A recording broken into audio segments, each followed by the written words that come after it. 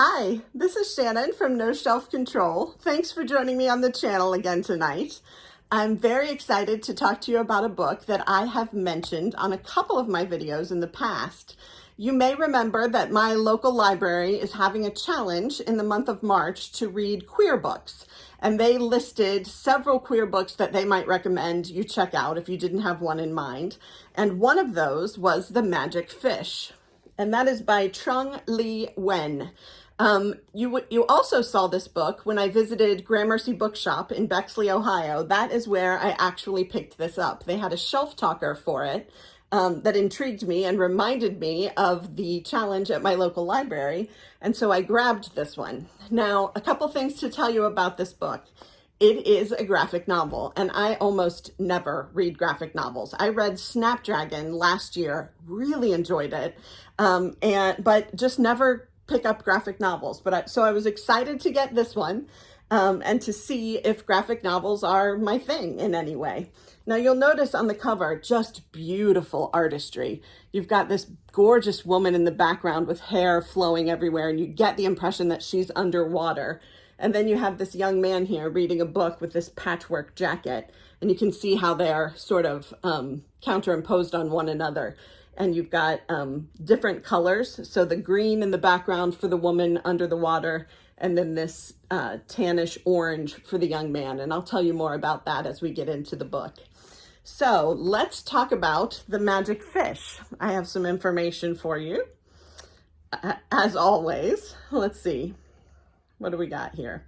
So The Magic Fish by Trung Le Nguyen, and it was published October 13th, 2020, so it is a few years old, by Random House Graphic, and it's 256 pages, but I'll tell you, it is a fast read. I suppose all graphic novels are really fast reads because you have the visual to go along with the words and sometimes fewer words because you have so much visual, but it was a really quick read for me, and I totally enjoyed it. So here's what I know about The Magic Fish, and you'll have to excuse me, the garbage truck is going by outside in just perfect timing. So here we go.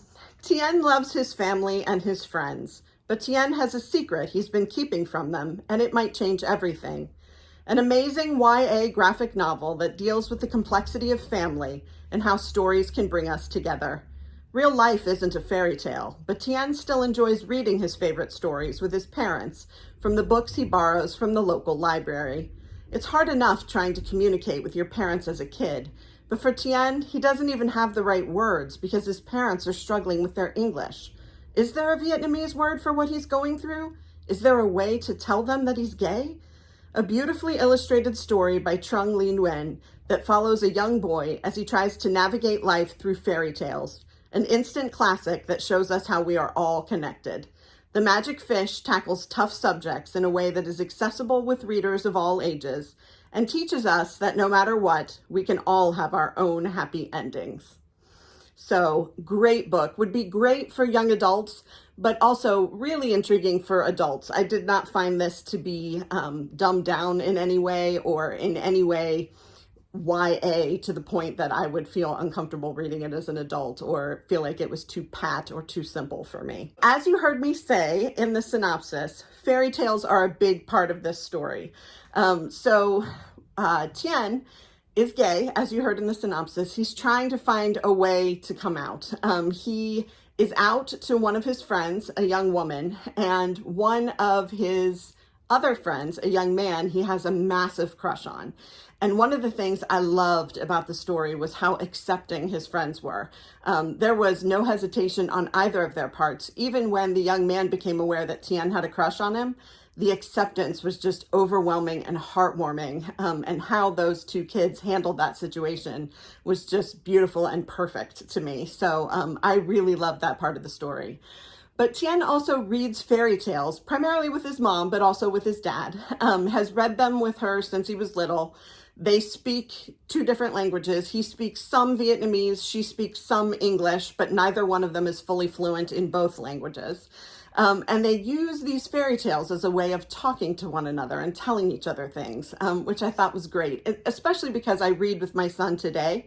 I know you've heard me talk about that. He's 15 years old, but we still read together every night. And it gives us a forum for talking about things. I'm able to say, stop, do you know what that means? Or what do you think about that? And I see Tien and his mom doing things like that in this story.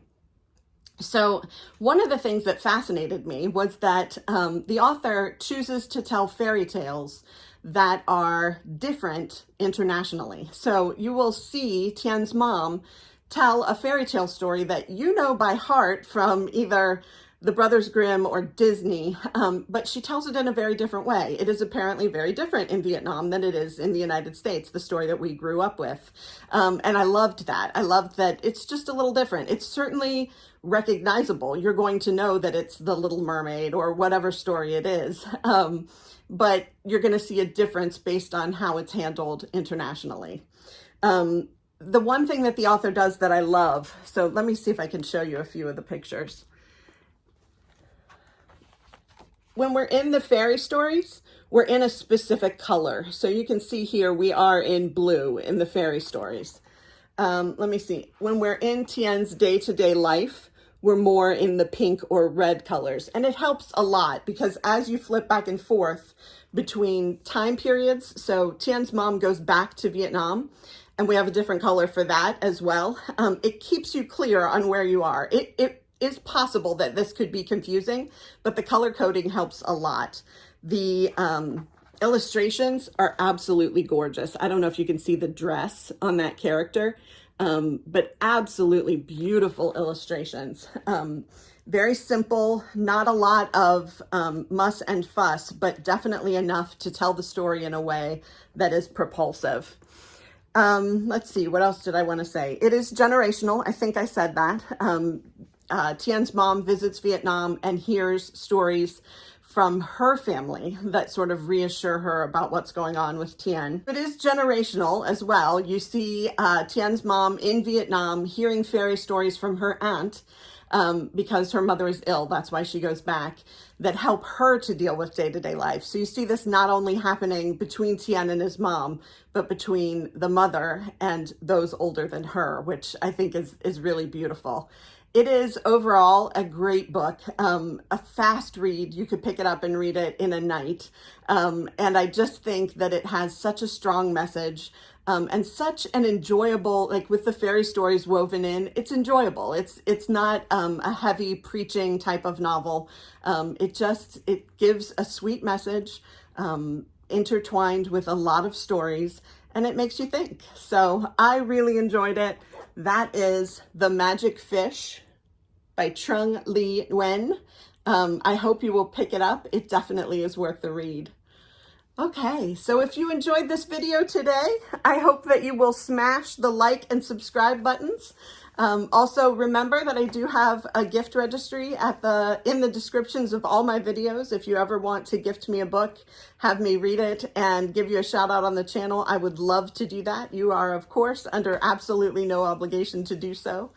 I will be back next week with the Tournament of Books. We are coming down to the wire, so let's see who those winners are, and we will go from there. I love talking to you and sharing books every day of the week, and we will talk soon. Take care. Bye.